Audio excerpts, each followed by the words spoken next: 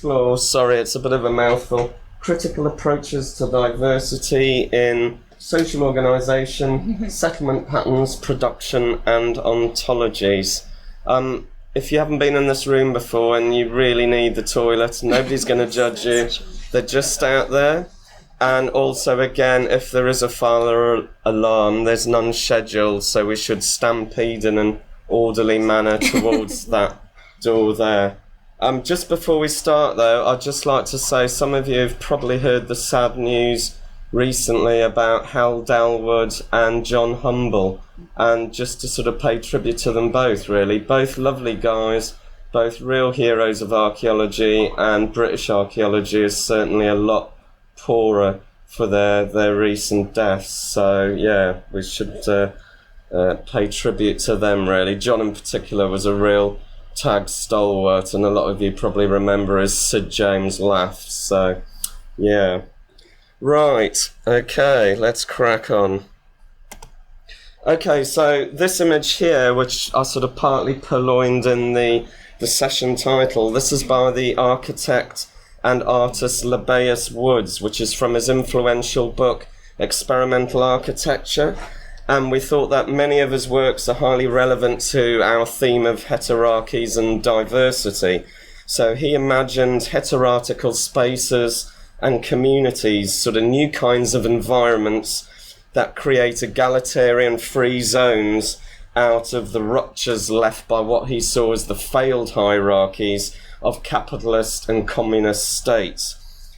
So he designed a whole load of buildings as sort of quite functionally ambiguous structures which he saw could be inhabited by poets, philosophers and criminals alike. So that's a kind of typical tag audience, really. Buildings, things and communities are all loosely defined, they're unconventionally configured, and they're continually immersed in sort of quite fluid processes of change. And his visions were the sort of artistic equivalent of literary explorations by people like William Gibson and Neil Stevenson on these sort of similar themes. And a lot of Lebbeus's works sort of related to ideas of energy transformations and the collapse of system organisation.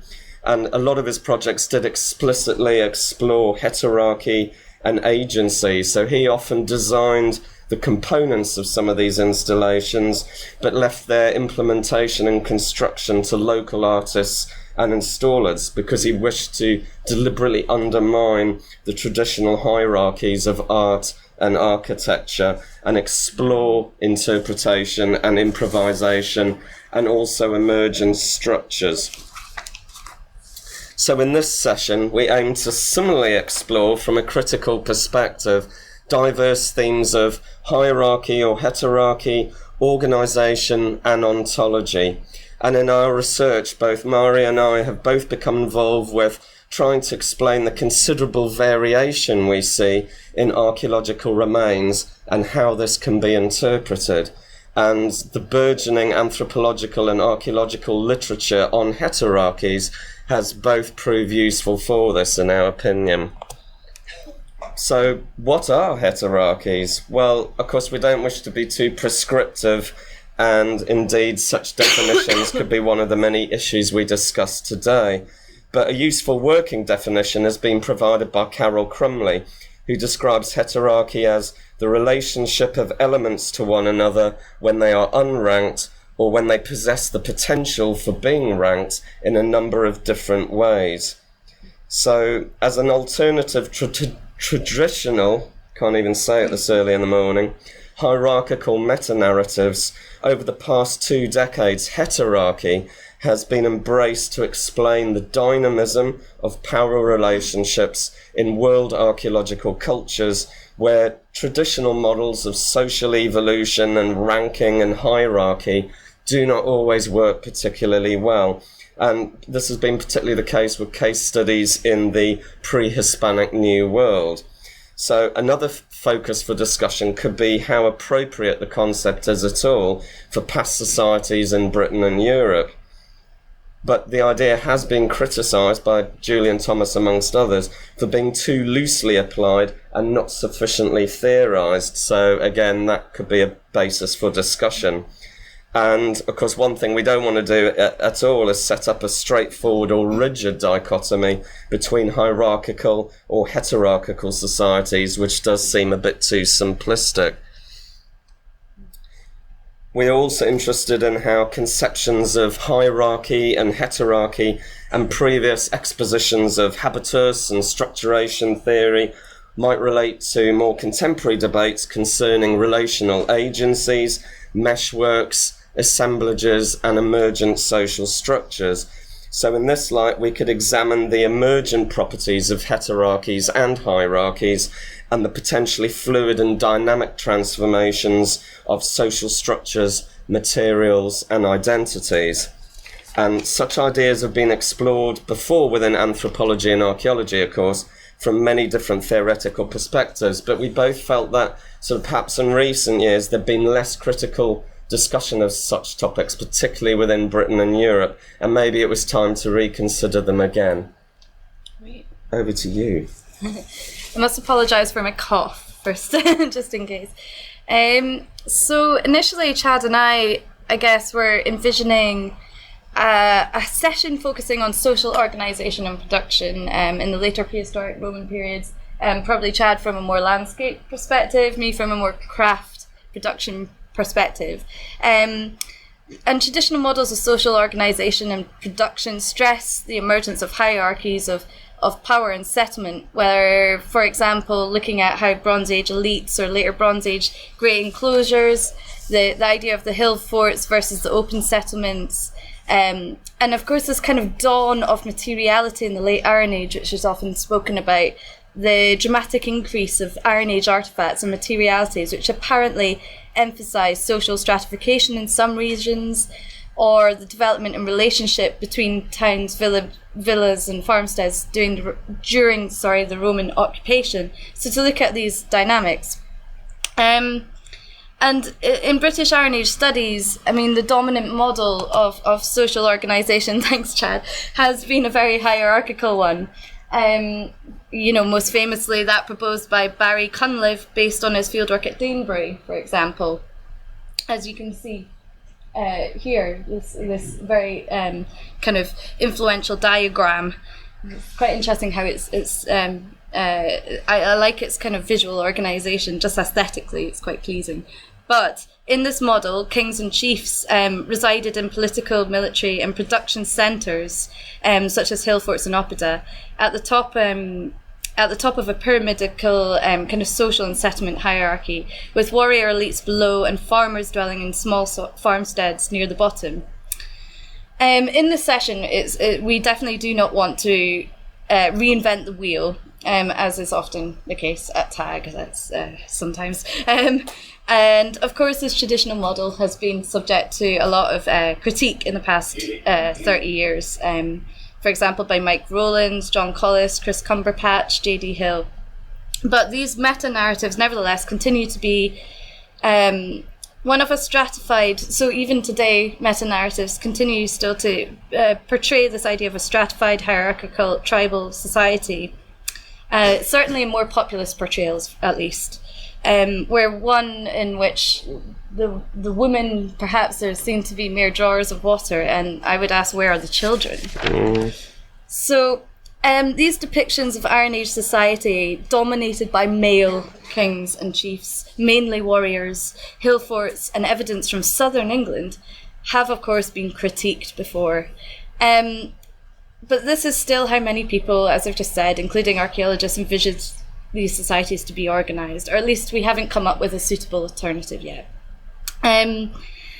This diagram is interesting. Are we moving? I think this one here. Yes. Sorry. Yes. This one here. Radically heteronormative Iron Age society. There are no women, as far as we can see, at all. But following on from critiques in the 1980s and 90s, and in recent years, for example, nuanced approaches by Mel Giles and Neil Sharples, this is an approach I would favour, at least. Although there were social elites in parts of Iron Age Britain, they proposed that they were actually unstable, subject to flux and change, and their positions, identities, had to be repeatedly reinforced and performed. So it's also interesting how we can think about dominant lineages or leaders being usurped and subverted. And I've just pulled out this quote from Beowulf. I'll just quickly read it out. God grants, this is the King Hrothgar giving advice to young Beowulf. God grants a ruler every pleasure in his home, while making wide regions of the earth subject to him as well. But when within him arrogance grows and festers, then the man is off his guard and is pierced right to the heart by a bitter arrow against which he does not know how to defend himself. In the end, someone else succeeds to the throne and shares out the man's long hoarded treasures. So it just shows, power was unstable, perhaps, back then. I find this model proposed by Rayner, who's a kind of ecological anthropologist, quite interesting, potentially quite useful. And he proposes that societies can be either cornucopian or catastrophic in the relationship of people's, how people relate to their environment. So cornucopia, I've taken his description of this model very literally. He describes it as a ball within a cup. And if shaken, the ball will still be contained. So if there's a drought or something happens in your unpredictable in your environmental consideration, it's okay because you can exploit something else. These societies tend to be hierarchical. They seem to have a view that limitless consumption is okay, and this, he argues, tends to lead to elite systems of power and inequality. And the belief that, of course, that this infinite exploitation of resources will have no consequences. So in their world, the ecological environment is a flexible resource providing endless inputs for human growth, creativity, and consumption. On the other hand, he argues, societies, if they don't fall into cornucopian ideals, they tend to have a catastrophic view. And this is described as a ball precariously balanced on top of an upturned cup. So the exploitation of resources, especially of new untested resources, may actually result in disaster. So these tend to be flat egalitarian societies with a slower pace of change. They're not willing to take as much risk. But perhaps we're talking about somewhere in the middle in reality, where limits are not totally predictable in advance and where limited risk taking is safe. And this is what Carol Crumley advocates in her idea of heterarchy. So this supports the need for technocratic managers and a flexible, adaptable social system. So a heterarchical society.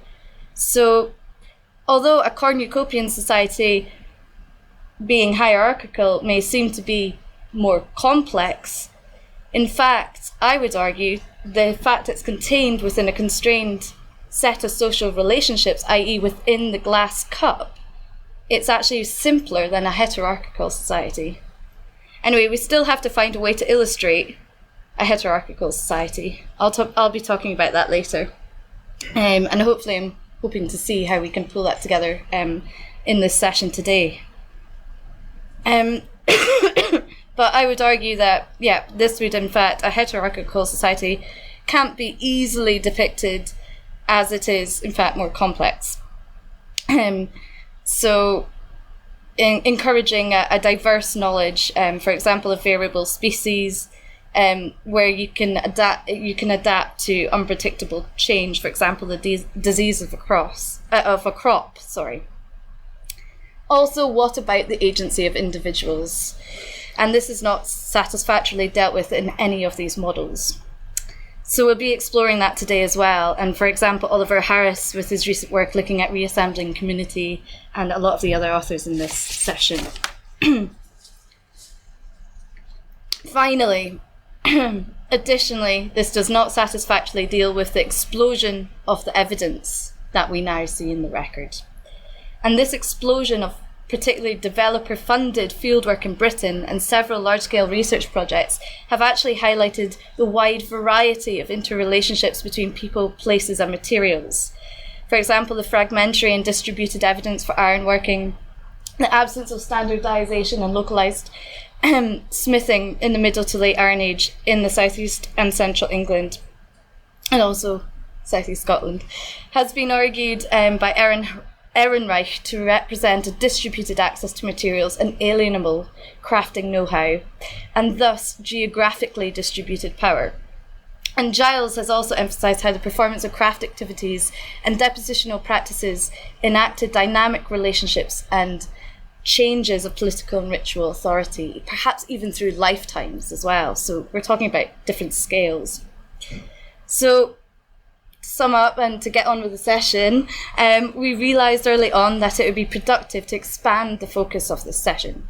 So in terms of past periods and geographical space and different archaeological ontologies and methodologies. And I think, as you can see by the lineup we have today, I'm pretty chuffed that we've managed to do that.